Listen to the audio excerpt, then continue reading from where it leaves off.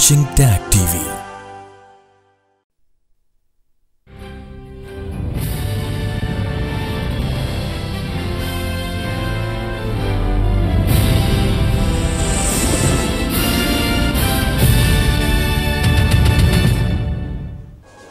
Good evening. Welcome to South Asia Newsline. I am Sushma. Here are the top stories we are tracking for you on Thursday, the 29th of November. India's Earth observation satellite among 31 sent into space.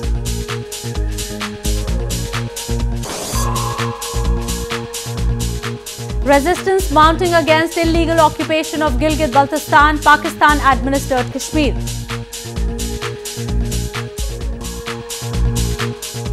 And at least 10 dead in terror attack in Afghan capital Kabul.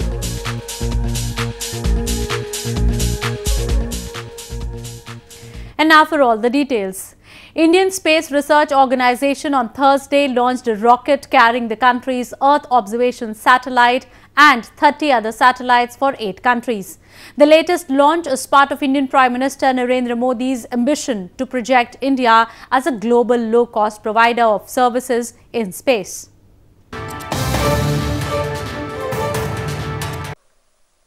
India on Thursday fired a rocket carrying 31 satellites into the space, including its own advanced Earth observation satellite among the other smaller ones launched for 8 countries.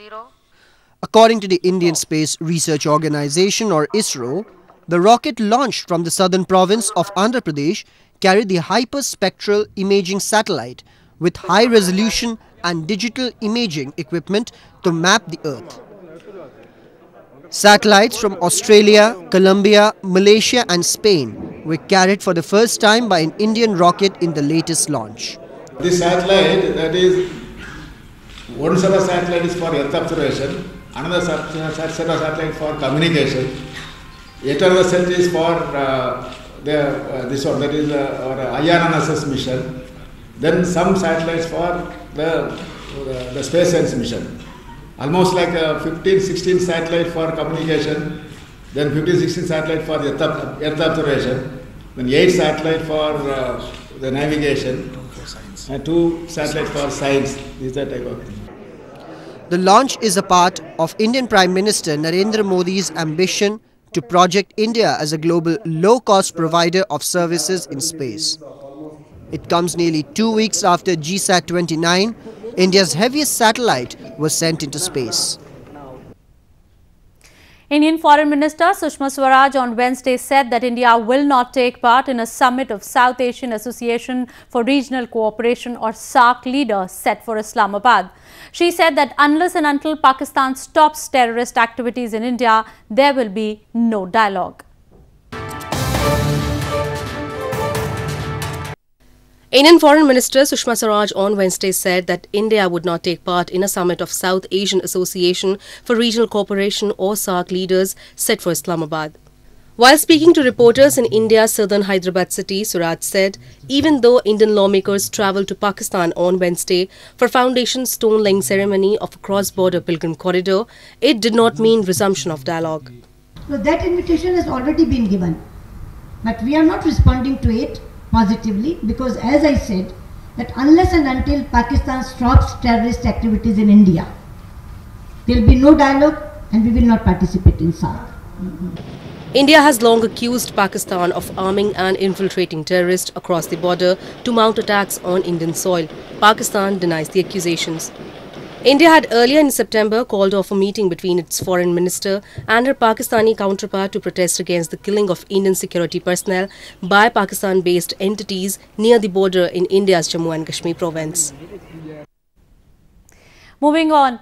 A protest was recently held by activists in London to demand an end to the decades-long subjugation and economic depredation of Gilgit-Baltistan and Pakistan-administered Kashmir.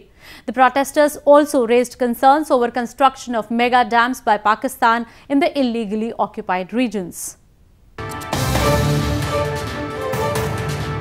Activists recently took to the streets in London to demand an end to the decades-long subjugation and economic depredation of Gilgit-Baltistan and Pakistan-administered Kashmir. They raised their concerns over construction of mega dams by Pakistan in the illegally occupied regions and abduction of activists who were raising their voices against these projects.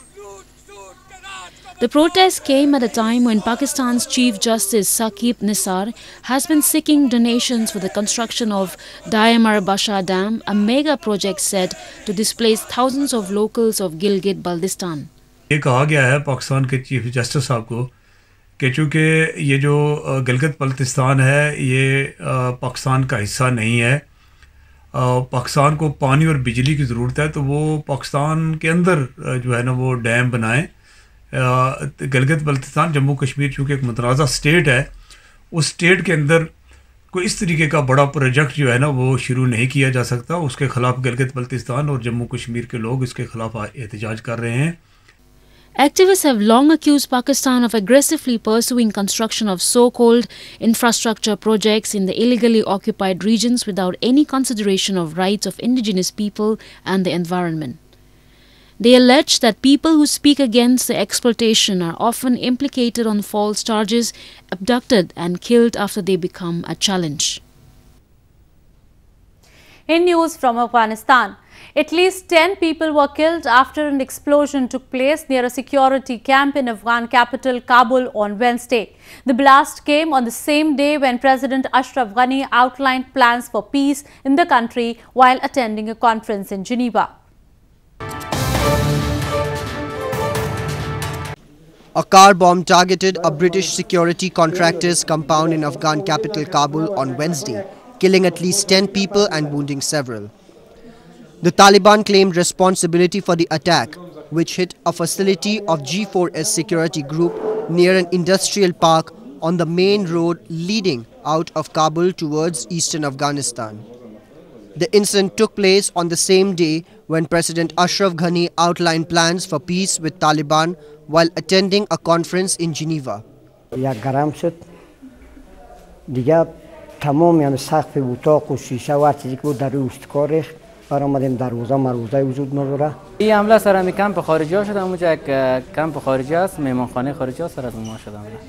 G4S, one of the world's biggest security groups, is one of the foreign security contractors operating in Afghanistan and provide guards for the area around the British embassy. The complex attack on the well-protected site underlines how insecure Kabul remains, despite efforts by the United States and the Afghan government to open peace talks with the Taliban to end more than 17 years of war. More on news from Afghanistan. Afghanistan's Independent Election Commission on Wednesday announced the presidential elections timeline based on which the polls will be held next year on April 20th. The poll body said the parliamentary elections in Ghazni province will also be held simultaneously with the presidential elections. Independent Election Commission of Afghanistan or IEC on Wednesday announced the presidential elections timeline based on which the polls will be held next year on April 20th. Chief of the poll body Abdul Badi Sayed said the parliamentary election in Ghazni province will be held simultaneously with the presidential elections. Based on the electoral timeline, the presidential candidates may file nomination papers from December 22, 2018 to 2nd of January 2019. نه قانون اساسی زیر پا شود و نقض شود و نه هم اون مشکلات نادیده گرفته شود، به خاطر که خواست حکومت افغانستان هم ای بوده که و خواست بعضی احزاب سیاسی هم ای بوده که هم انتخابات 31 حمل مثل که اعلان شده تاریخ برگزار شود و هر 4 انتخابات هم باید برگزار شود که ای باز در یک وقت امکان نداشت. کاندیدای ریاست جمهوری هم اجده جدی نشر میشه و بالاخره قرعه‌کشی کاندیدای ریاست جمهوری هم تاریخ 5 جون 1397 است. The announcement by the IEC comes as Afghan President Ashraf Ghani in a speech at Geneva Conference on Afghanistan recently reaffirmed his government's will for election to be held on time. The legal tenure for the National Unity Government under President Ghani and Chief Executive Abdullah comes to an end next year in May.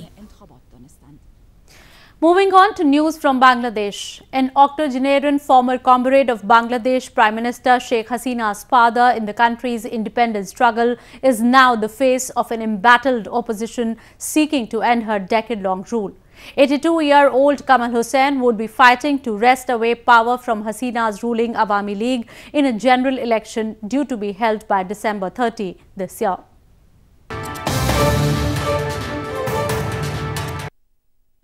An 82-year-old former comrade, Kamal Hussain, who was once associated with Bangladesh Prime Minister Sheikh Hasina's father in the country's independence struggle, is now the face of an embattled opposition seeking to end her decade-long rule.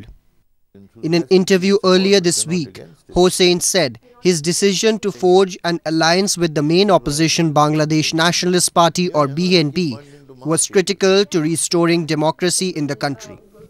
Hussain, who is the leader of newly formed National Unity Front Alliance, has drafted the country's constitution, and Hasina grew up calling him Kaka or uncle.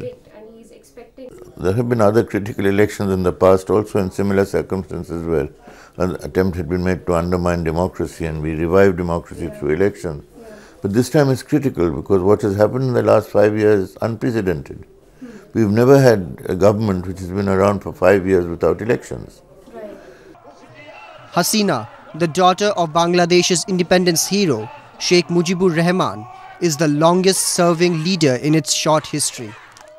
She began a second straight term in power in 2014 after an election boycotted by the BNP and shunned by international observers, with more than half the seats uncontested. Hussain would be fighting to wrest away power from her ruling Awami League in a general election due to be held by December 30th this year.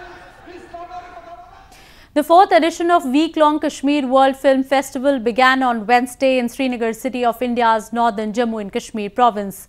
The festival is aimed at promoting film culture and providing a platform to the budding local artists to learn new skills in the field of cinema.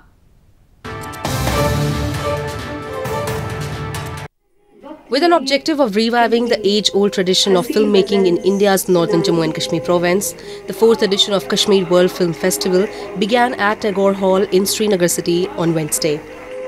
The week-long film festival would witness the screening of 44 local, national and international films, including films from Iran and Bangladesh.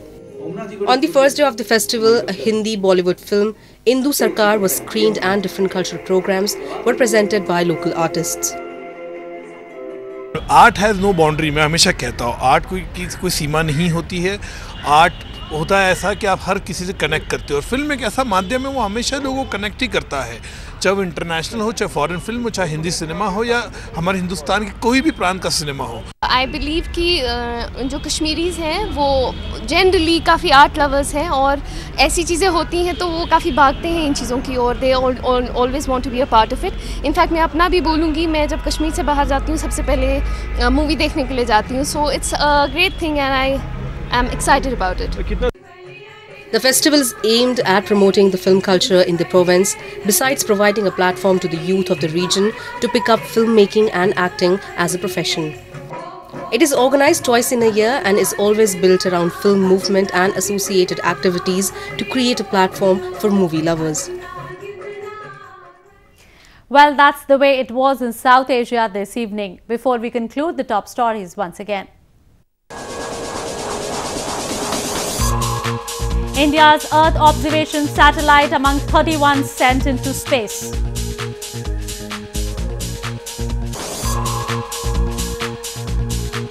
Resistance mounting against illegal occupation of Gilgit-Baltistan, Pakistan administered Kashmir. And at least 10 dead in terror attack in Afghan capital Kabul.